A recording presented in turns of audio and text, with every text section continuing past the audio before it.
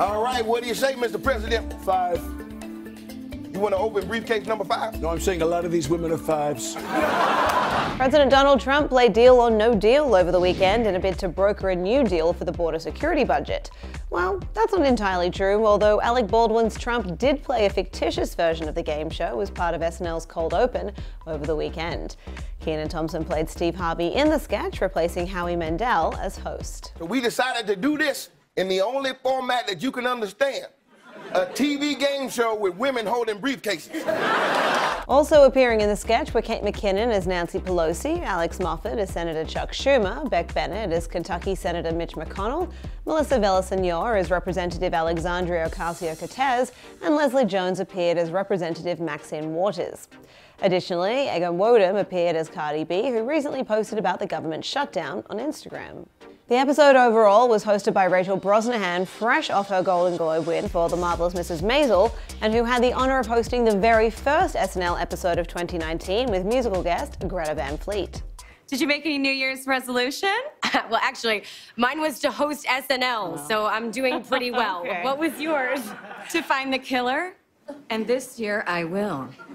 In her first sketch, Brosnahan appeared as a doctor in a bit about a government building affected by an earthquake, resulting in the injuries of a bunch of people who were waiting to fill out paperwork to change their names. Brosnahan, as a doctor, read out a list of names who had been at the building at the time of the earthquake. Siblings Gary, Larry, and Mary Potter. Taco Bell. Ivan Jurgenov. Pedophilia. Brosnahan also appeared on a game show called Millennial Millions alongside SNL cast member Pete Davidson, where they were challenged by tests such as listening to a baby boomer complain for 30 seconds without interrupting to win health insurance and Social Security. So of course I'm taking the Social Security. I'm sorry, I can't. You're taking the Social Security? Bitch, you are rich! And during Weekend Update, there was a very brief mention of R. Kelly and the allegations that have continued to mount against him, particularly since the premiere of the Lifetime docuseries Surviving R. Kelly.